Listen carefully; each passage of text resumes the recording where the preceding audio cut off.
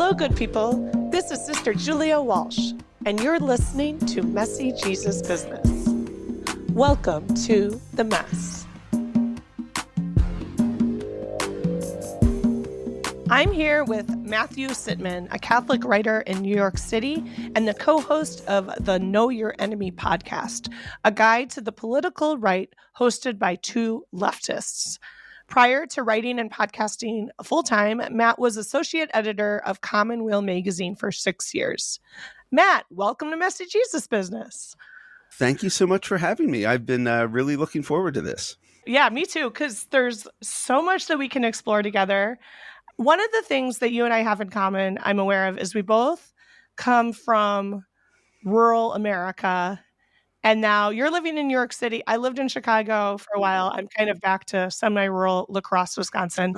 Here you are now, a full-time podcaster, which is living the dream for many folks out there. I know. It's, sometimes I laugh about being a podcaster, especially living in New York. But I say, I don't live in Brooklyn. I'm not a Brooklyn podcaster. But I am living the dream. And I'm excited to talk with you about messy Jesus stuff. Sure. Great. So how did you become this guy? How did you come from rural Pennsylvania to New York City?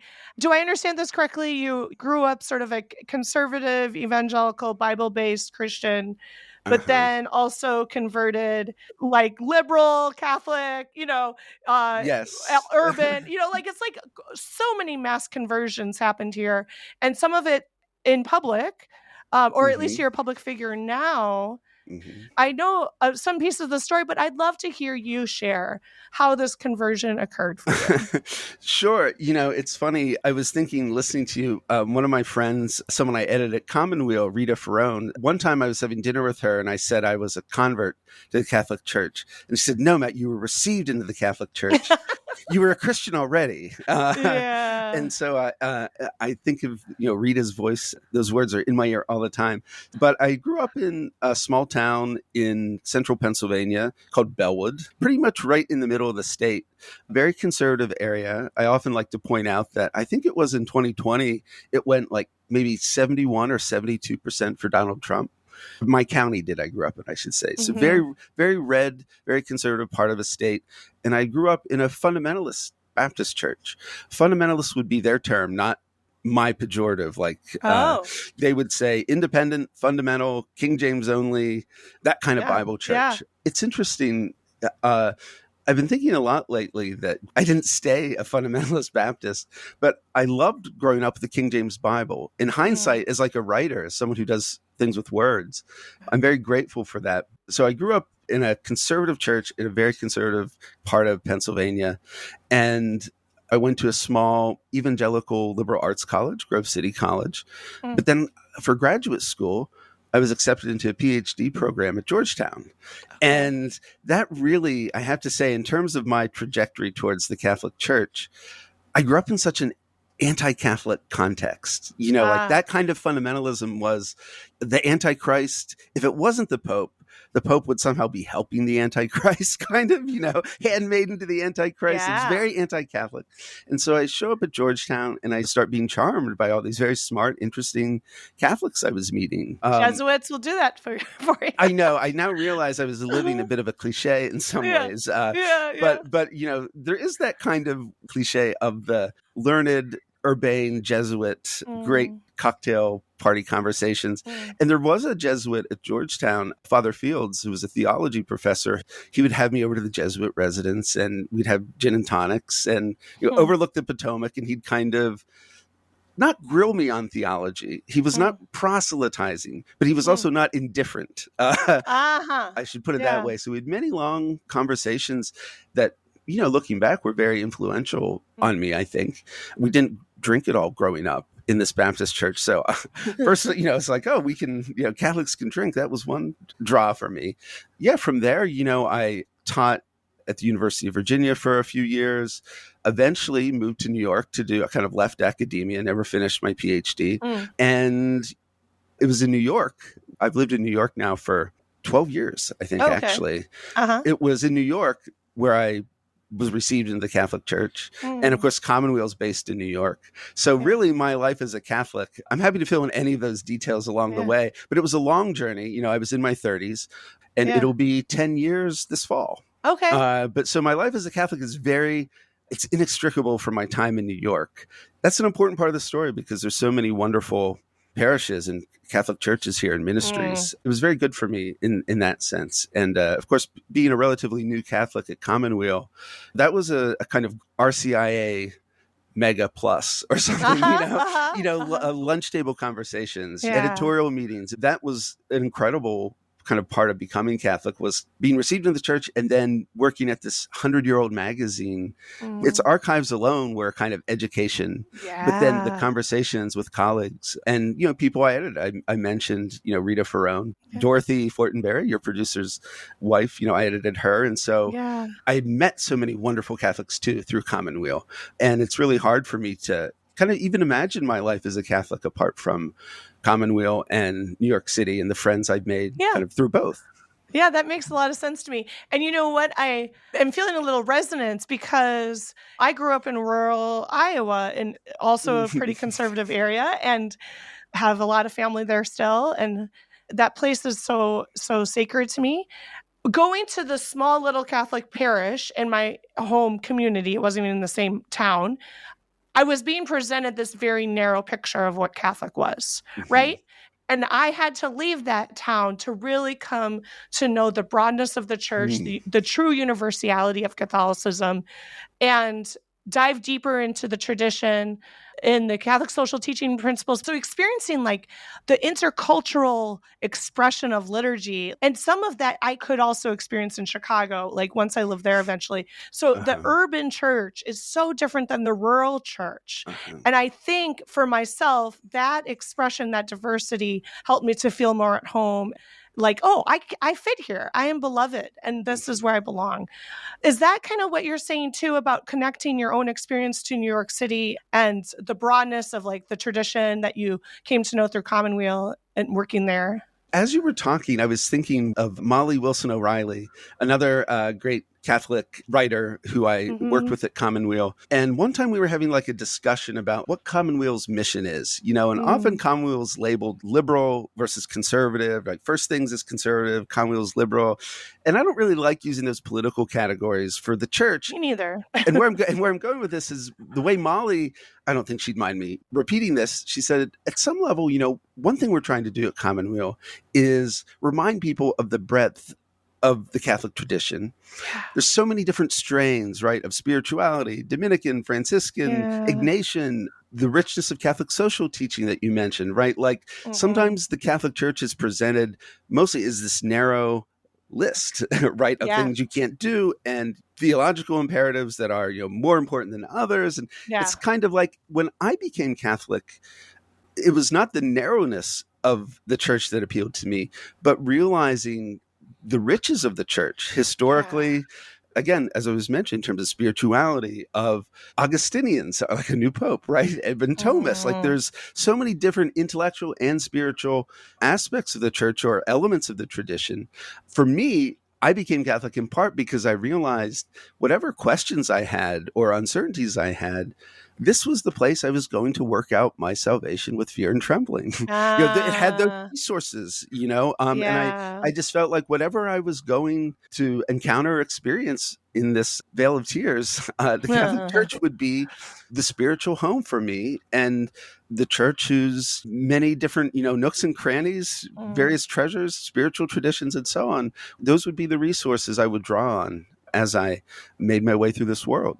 You said that you were received into the Catholic Church, yet, I'm a Franciscan. And so we hold conversion, the value of conversion, very dear and central. So I'm going to continue to use that word if you don't mind. I was not correcting you, by the way. I was just, I just had Rita Ferrone in my ear and I thought I got to get this in case she listens. Yeah. So continual conversion is especially one of the values of the Franciscan tradition and something that St. Francis really emphasized. So I'm always interested in stories of transformation and coming more into oneself and Mhm. more living more authentically who a person is in the world. And so I'm curious if you would call it a conversion when you changed from a conservative person to now this public liberal hosting the Know Your Enemy podcast, right? And Yeah. and like publicly saying, and how did that transformation occur? Whether you call it a conversion or not. I'd love to hear about that. Sure. I mentioned I started as a fundamentalist Baptist and I'm Catholic. I, was a young conservative. I Mm. interned at the Heritage Foundation, authors of Oh, Project 2025. Everyone phew. was talking about recently. When I say it was like a young conservative, I really was. I was like in the movement. Mm-hmm. And both my political evolution and my religious both took a long time. It's interesting. I've thought a lot about conversion stories for various reasons. On the podcast, Know Your Enemy, we talk about a lot of people who started earlier in the 20th century as communists, right? And then Oh, they yeah. they converted and ended up writing for National Review in the 1950s, the conservative Mm. magazine founded by William Buckley Jr. in 1955, right? So it's like, even just professionally, what I tend to write and talk about, conversion's a big part of it. I doubt myself as like a trustful narrator sometimes. Hmm. We smooth out stories in hindsight. Yeah. The rougher parts maybe drop out. So I never like to truncate these stories. But I often say that those two conversions, they happened in tandem, but Mm. one wasn't because of the other. They were kind of like mutually reinforcing. It was the fall of 2015 that I was received into the church. And that was very early in the Francis papacy. Yeah. And so I did feel like, even though it wasn't because of becoming Catholic or Pope Francis that I believed any of these things, it was still very, important. And I feel like reinforcing to have someone like Francis release Laudato Si, Yeah. and take seriously the care of our common home. And even the urban parish I went to on the Upper West Mm. Side, this will, upset some Catholics, but I was a Eucharistic minister, a lector and occasional extraordinary minister. And I do remember, like, right after Donald Trump was elected, I'm not here to bash Donald Trump. I'm just saying, Yeah. the 10 years I've been a Catholic have been kind of like the 10 years Donald Trump has been in our Yeah. public life. And, his sparring with Pope Francis, like, Mm. that's all in the mix.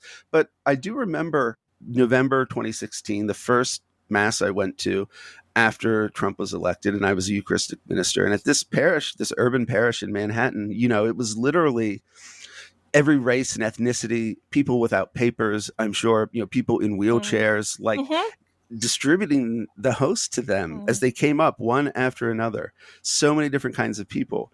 There was, to me, beyond like explicit theology or like social teaching or whatever, it was this affirmation of being joined together in the body of Christ with people radically different than me in terms of where they were coming from and their life experiences. But here we were, all of us at this mass, when so many of us were worried, what was going to happen. People were, very surprised and shocked.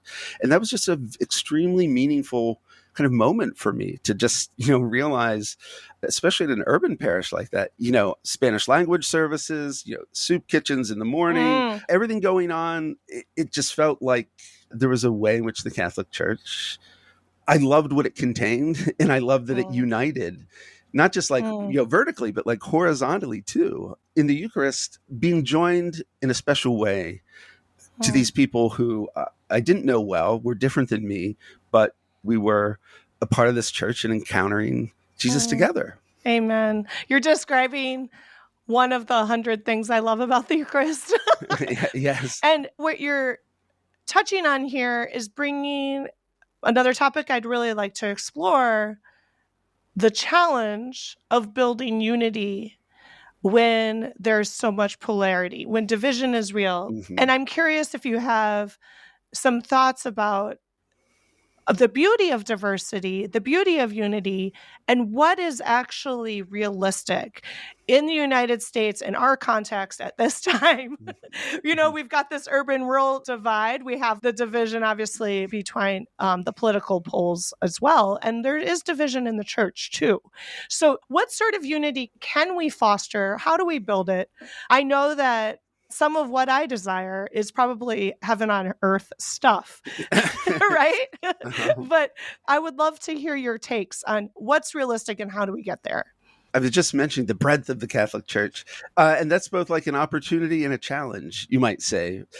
Here comes everybody, like Catholic, literally, trying to encompass something universal. I've thought about this a lot too in the context of the attacks on Pope Francis during his papacy. We don't need to, relitigate or revisit all the controversies of the Francis papacy. They can listen to your episode about that, right? Yes. I know your enemy. But one thing I have thought about, and I will admit, I'm not the biggest fan of J.D. Vance. I'm not either. I'll admit that too. I'll pray for him. There was this kind of controversy over the order of love.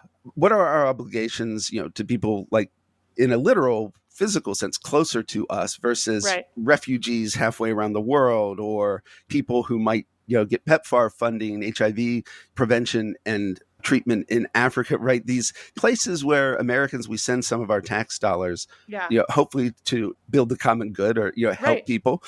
There ended up being this letter kind of issued by Francis or like the Vatican that kind of smacked down J.D. Vance's. His theological explanation for this order of love concept was not exactly right.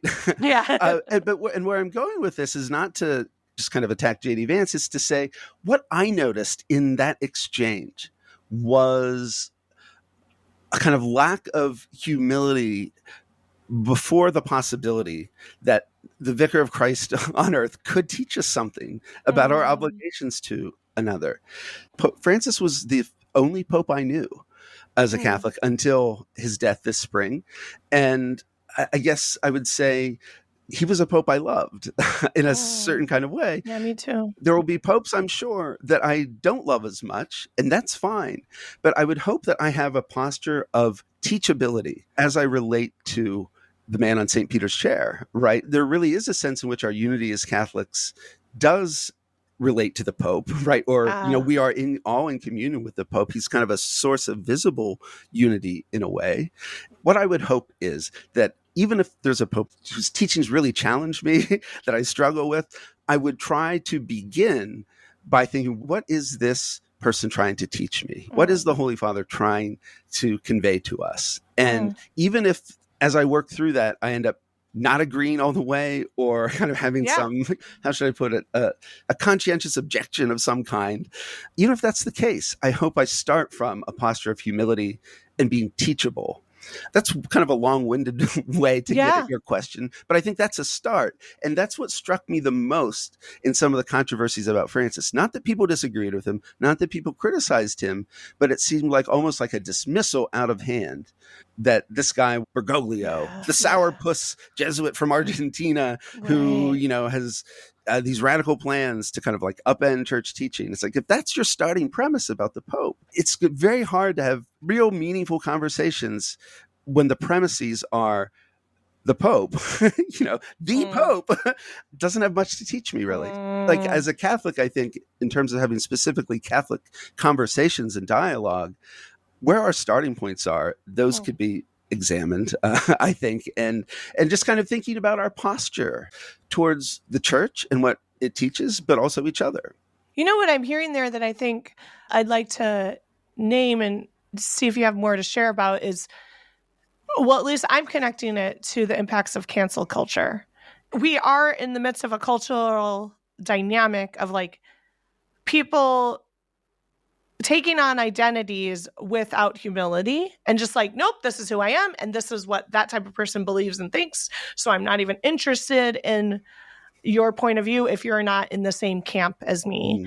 And I'm only going to therefore consume thoughts and ideas that align with my thinking. It kind of goes back to me for like the value of conversion again and having an open mind and an open heart. And if you're open to changing, openness is required, an openness to the other, an openness to that transformation that the Holy Spirit gives us as a gift, as a grace when we are open to it. And that means that we're all works in progress here. We're learning. We have a lot of growth to do. So what is the influence of cancel culture in this division? And how are we as modern Christians, I'm going to even go broader than the Catholic Church here, knowing we have an ecumenical audience, like how are we supposed to be promoting and building up this unity that is arguably central to our faith? Cancel culture, I mean, that's a whole topic, Right. but I would say how I relate it to this discussion would be something. There's the great line from Alexander Solzhenitsyn, kind of Soviet dissident writer, intellectual novelist. There's a line of his where he says, the line between good and evil, it doesn't run between countries or between races or between other categories you could put in there. The line between good and evil runs through every human heart.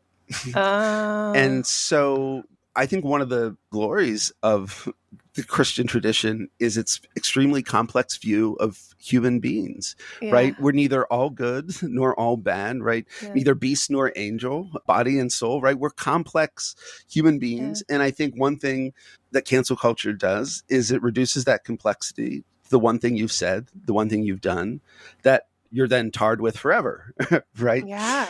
This is one reason why Pope Francis's emphasis on mercy was so extraordinarily meaningful to me, because to me, there's obviously challenges to being a Christian, a Catholic right now. But I also would say there's never been a better time to be Catholic or Christian than right now, because it means so much right now. There's a quote from Pope Francis that I've thought about a lot in this context. And he says, in a world that, quote, leaves so many men and women behind as it races on breathlessly and aimlessly, we need the oxygen of this gratuitous and life-giving love. We thirst for mercy, and no technology can quench that thirst. We seek a love that endures beyond momentary pleasures, a safe harbor where we can end our restless wanderings, an infinite embrace that forgives and reconciles.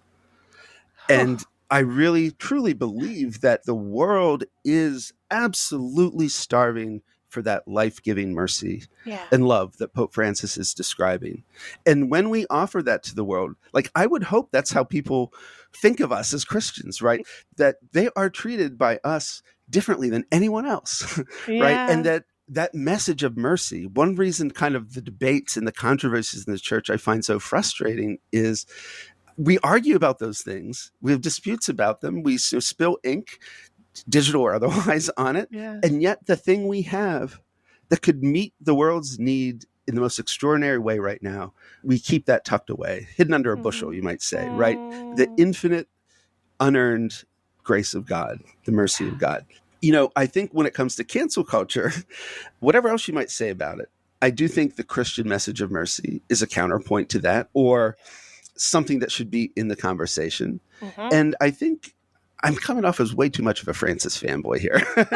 I've just been thinking about him a lot, though. And I miss him. Yeah, and so many of his words as Pope resonated with me. And the one here that I also want to draw in is his line that, as he once put it, the other is not a statistic or a number.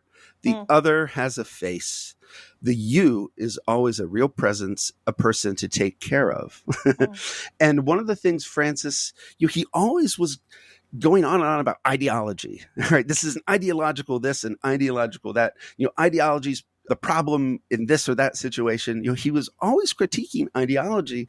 What I realized eventually was ideology is a system, right? A total system that, because it is kind of like a premise, not something you kind of start with and not necessarily something you like encounter or learn along the way. It's just, this is the ideology and this is going to control how I see reality.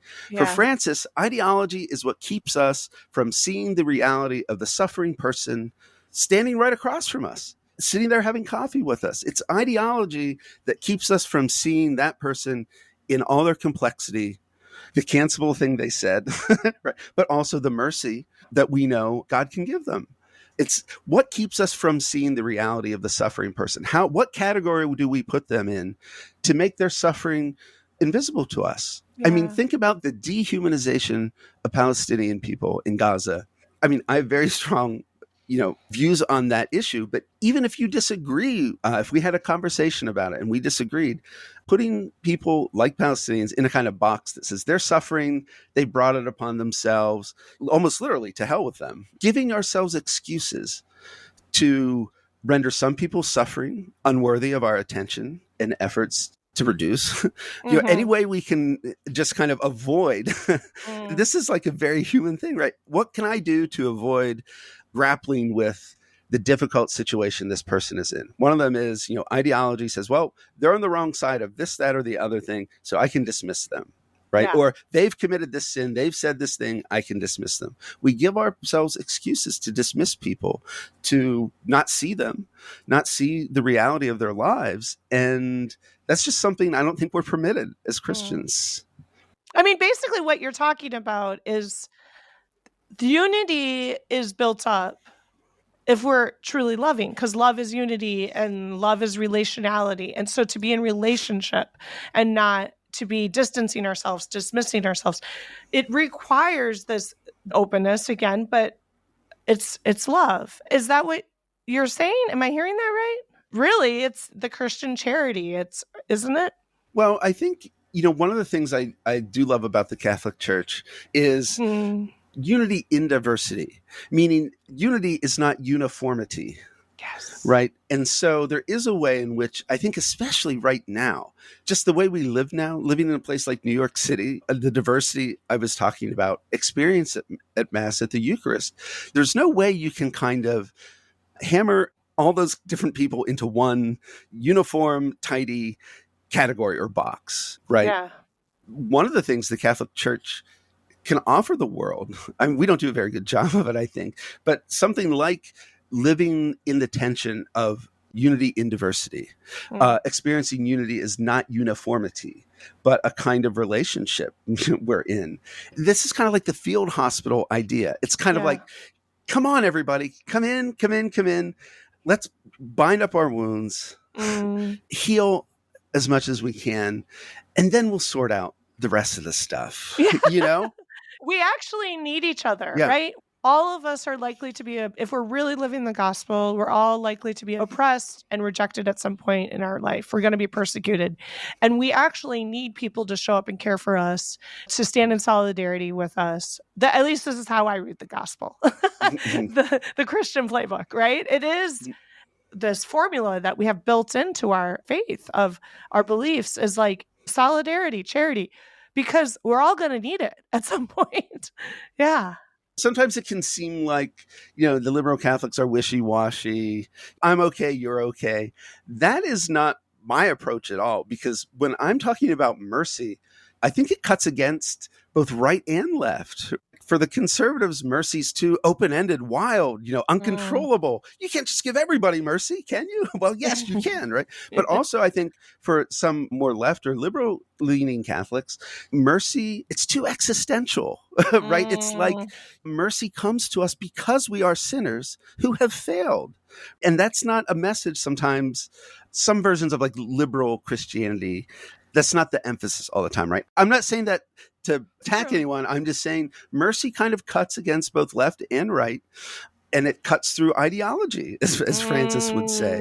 You're offering mercy to the concrete person there in front of you in their situation, not offering mercy to the ideal picture you've drawn of the person you want to help in your head. Right. Your comfort zones or something. Yeah, what feels good.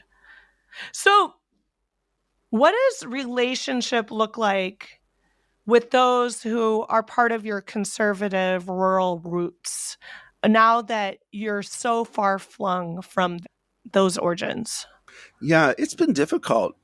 Especially with family. Not even like, okay, I disagree with my more conservative parents about this or that issue. After living in New York City for a few years, there was a trip home I took to Central PA where I realized I really had been in New York for a while, because I step off the train, my parents pick me up, and we go to some restaurant. And I'm just like, everyone here, and people know this is not how I normally think and talk, but I was like, everyone here is white, know? Yeah. And kind of like dresses a certain way. It's kind of jarring. Yeah. Like I realized that like aesthetically, where I grew up now stood out to me in a certain way because it was so different, just kind of like looking around than what I experienced in New York. So I would say, apart from particular issues, there's just kind of like a divide of experience. Neither of my parents went to college. Neither of my parents have ever been on a plane. now I do spend about a month or two every year in Rome. I escaped the New York City winter, and what a great place to go. I know we can talk about Rome some if you want. Like, I Yeah. really have fallen in love with Rome. I love my parents. They're great parents, but sometimes I'm talking to them about, something I'm doing in Rome, and it's just totally beyond their experience of the world, right? They've never been on a plane, let alone flying to, one of the great cities of the world and standing in the Pantheon or something. That's not good or bad. It's just like a divide based on very different experiences. And over time, those experiences really do shape who you are. Like, they come to shape your values and just your perception of the world. And so that's, to me, I think one of the more difficult things is trying to find not common ground in terms of things we agree upon, but almost like epistemologically, are we starting from the same point? Like, are we operating from the same set of, basic facts, experiences, et cetera, about the world? You can argue about, again, particular issues, policies, whatever, all you want. The more interesting problem is relating to people who have very different experiences than you. And can you find some kind of language that lets you talk about the thing you disagree about? Even, does that make sense? Like, before you can agree about anything else, you have to agree about kind of the set of facts and premises and, like, what is the world we're dealing with and talking about here? The differences at that level, I think, are more kind of, more important than, the particular disagreements that might come down the line. Yeah. So is that what your parents and you do when you're together? Is like just... No, we try not to talk about politics at all. Oh, okay. There's a vow of silence. Yeah. It has come out of some experiences. Yeah. I've said this story once or twice publicly. It involves my father. My dad and I, we were talking on the phone. This is before the November 2020 election.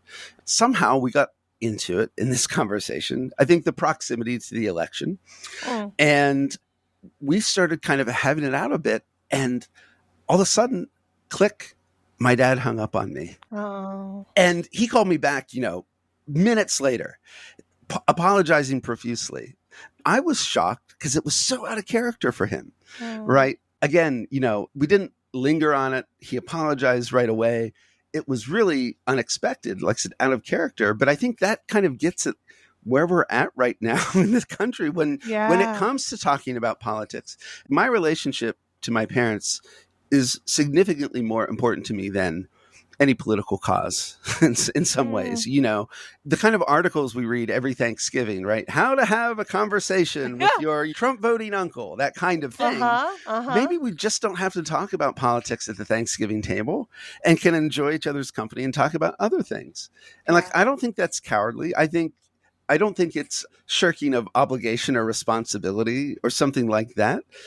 When you do change people's minds, if that ever comes, I think it comes from being in relationship with them for years, right? It's not like, oh, you got into this argument at the dinner table and you delivered this, knockout blow, this, this argument that could not be, countered, right? It's more like the slow effect you have on someone over time, modeling maybe a different way of being in the world, loving them in a way maybe they haven't loved before. And maybe somewhere down the line, your views end up converging more, not because it's what your aim was all along, but because those things follow from, as you were getting at earlier, solidarity and relationship. The relationship has to come first. And so if you love and care about people like I do my parents, my relationship with them comes prior to any arguments or differences we might have. I'll speak from, my perspective. Like, I have a pretty diverse family, but my mom is from a large family, lots of siblings. And so I have a ton of cousins. And growing up, we were the one Catholic family. Like, my mom stepped away, took the risk, married the Catholic from Boston when we're rural Iowans, right? But we grew up in the Iowa context around all these Protestant folks. And I struggled with my Christian identity in the sense of like, this is confusing because I'm hearing so many mixed messages about what it means to be a Christian. And things were sort of crystallizing for me as I got older. And I was just like, well, Jesus just says to love the poor. And like, if we're loving them, we're not going to judge them and we're just going to help them. Right. And so like, I just kind of gradually connected my own dots and like developed my own political leanings or whatever, but I am more rooted in my Catholic identity and my identity as a woman, and than I am in my rural roots, than I am in, like, I'm really passionate about social justice, and I want all wars to end, and I'm serious about that, right? Uh-huh. What feels really messy for me in this time, because now my cousins, my aunts and uncles are on Facebook and they're all sharing their opinions. So we're in this new era of how we're in relationship with each other. And in the 90s, it was like we were all closeted about our political opinions. And now we're siloed, and we're just like, occasionally we have a family gathering, but we're superficial and short. Like, we're just going to meet for 2 hours and have a picnic and be on your way. Yet I love and care for my family, and I want them to maintain relationship with me, and I want them to know I love and care for them. And we're hearing all these messages of like, no, let's just dismiss each other. And there's a sense, a perception of judgment, right? Sometimes.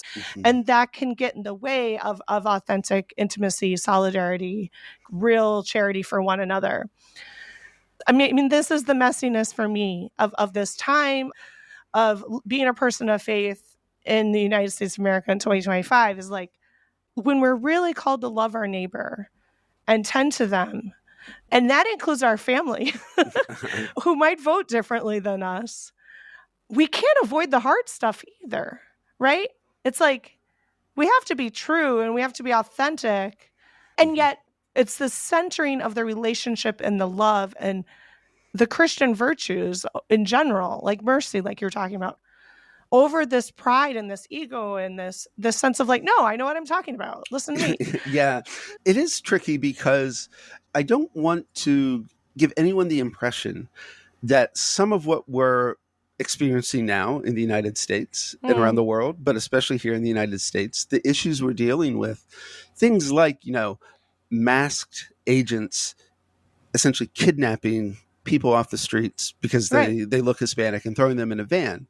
Those are things that we cannot ignore, I think, as Christians and people of conscience, right? Right. There are things we will be required to speak up on and about. Yeah.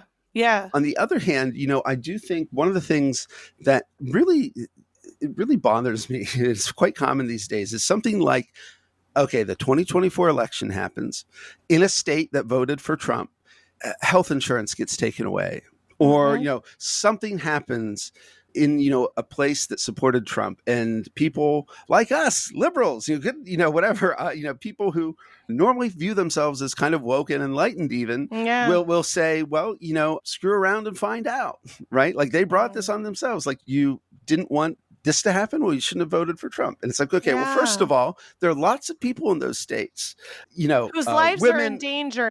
Yeah. Like, right. And we care about their lives. Yeah. And like you're saying, we cannot otherize them, right? They are still our other humans who deserve our love and respect, and deserve to be listened to too, right? And we can't say, oh, they voted for this is what they deserve. No. Yeah. I mean, I hate that sentiment, right? Like, exactly. And it's very common, including from people who would not view themselves as unwoke, nasty Trump people, right? Right. Good enlightened liberals say this kind of thing. They do. I just go back to what I was saying earlier about Pope Francis, right? Every person has a face. They're not a statistic or a number. I guess the tension that I'm trying to point to here is politics can be the thing, often is the thing that keeps us from seeing the other in all their humanity and complexity.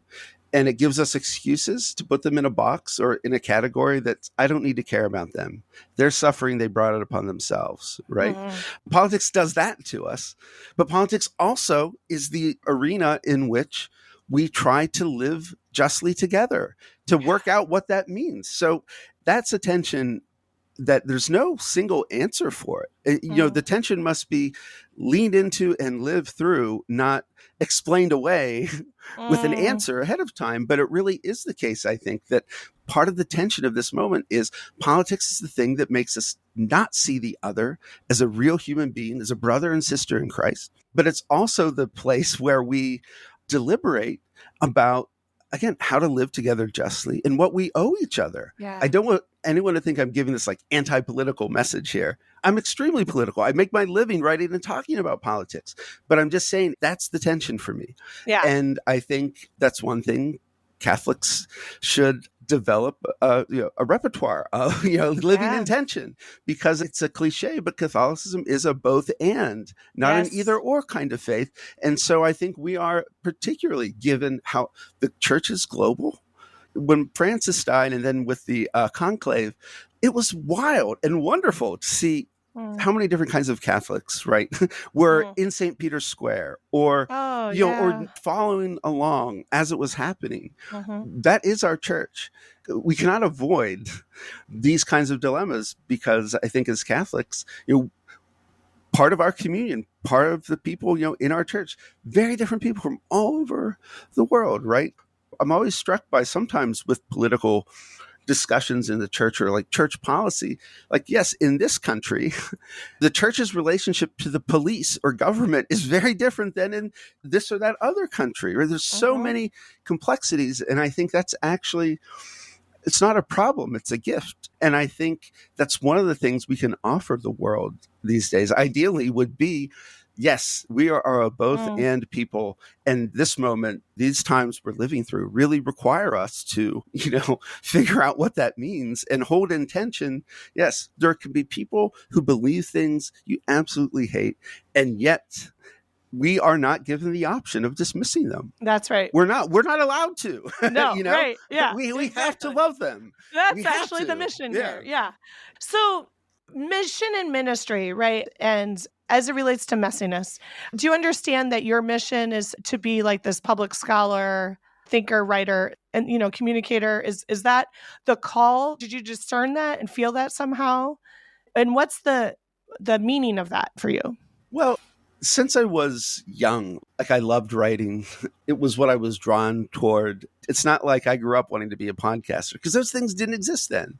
But I will say, unexpectedly, especially since the podcast its audience has grown and all different kinds of people listen to it.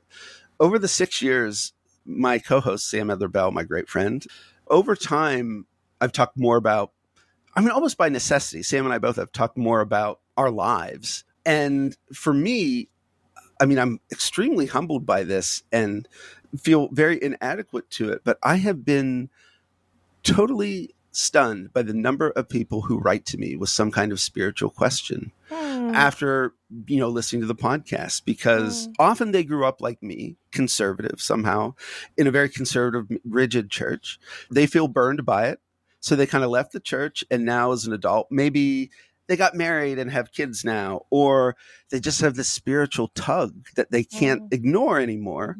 And enough time has passed, where the bad experiences they had of the church, Catholic or otherwise, they're kind of healing enough that they're exploring religiously and spiritually now.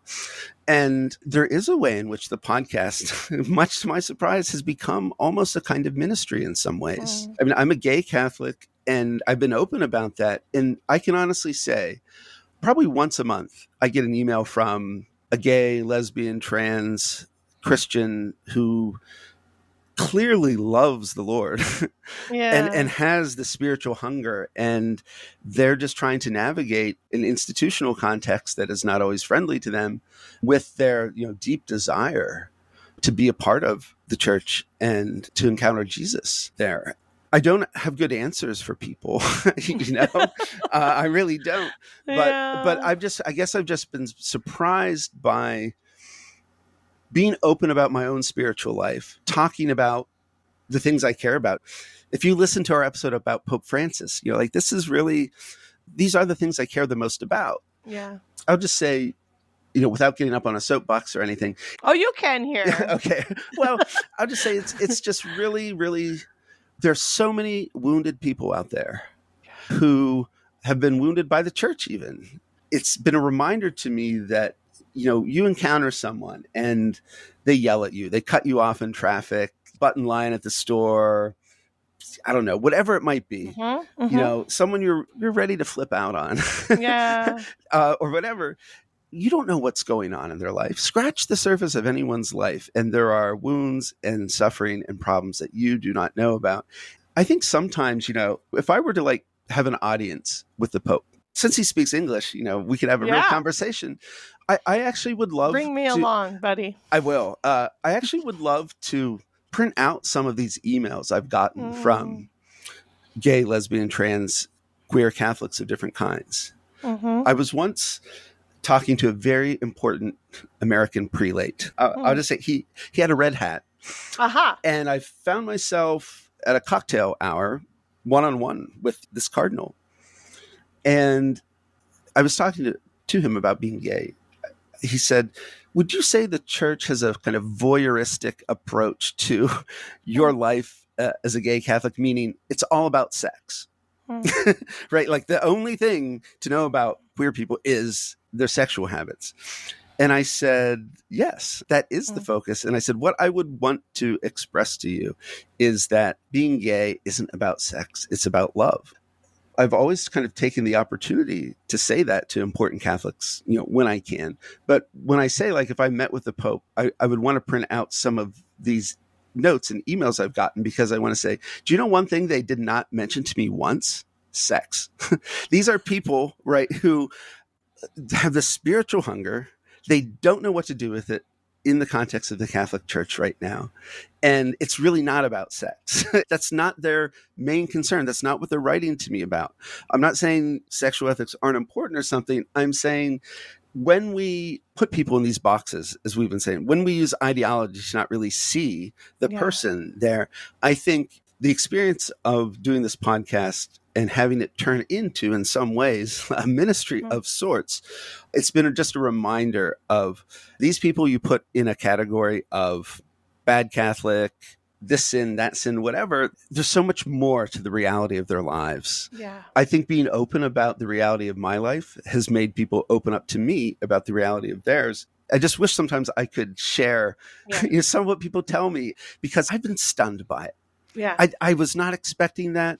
And it's one of the reasons when I said earlier, like, there's so many people just hungry for what the church really can offer. Yeah. Right. Yeah. It's kind of a shame that the real people with the real sufferings and real hopes that they have, so often we just don't see that because we put them in, again, the kind of ideology in that box, that label.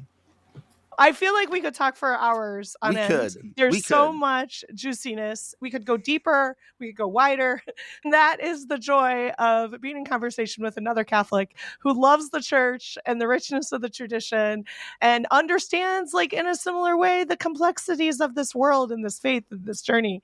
I just would like to ask, as we conclude here, what for you would you like to say about the messiness of discipleship from your experience, and what you would want our listeners to leave thinking about and how it applies to their own lives?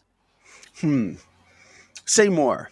Yeah. So sometimes I ask my guests to simply, how do you define discipleship, or what is messy about living the gospel? But we've talked so much here about mission, about witness, about relationship, about bridge building, about solidarity and charity, right? And this call to Christian unity in this really complex and serious time that we're in, when there's horrific injustices occurring, yet we're called to still be in relationship, right? If you have some like food for thought or some comments, some takes on that dynamic. One of the things I love about being Catholic is, and why I was drawn to it, was kind of the ritual, right? And the liturgical aspects of it. So I want to read a good quote here, one second. One of my favorite descriptions of ritual comes from the great Catholic short story writer, Andre Dubus. And he has a story called A Father's Story. I'll just read his description of going to daily mass. He says, each morning I try, each morning I fail, and know that always I will be a creature who, looking at Father Paul in the altar and uttering prayers, will be distracted by scrambled eggs, horses, the weather, and memories and daydreams that have nothing to do with the sacrament I am about to receive. I can receive, though, the Eucharist, and also at Mass and at other times, moments and even minutes of contemplation. But I cannot achieve contemplation as some can. And so, having to face and forgive my own failures, I learn from them both the necessity and wonder of ritual. And here's the key line. For ritual allows those who cannot will themselves out of the secular to perform the spiritual, as dancing allows the tongue-tied man a ceremony of love. Isn't that beautiful? Oh, that's good. The tongue-tied man, right? This dancing is the ceremony of love. Yes, that's it. And what I was thinking of, we've been talking so much about how we argue and debate with each other.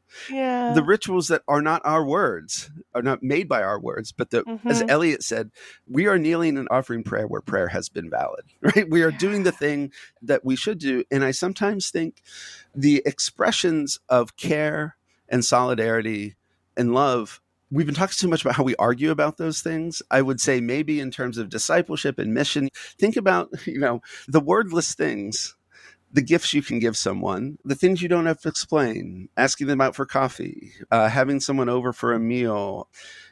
Mercy's kind of like treating people how you think they should be treated if they were a good person, right? Yeah. It's treating people as the people we know they can be, as the person they were, created to become.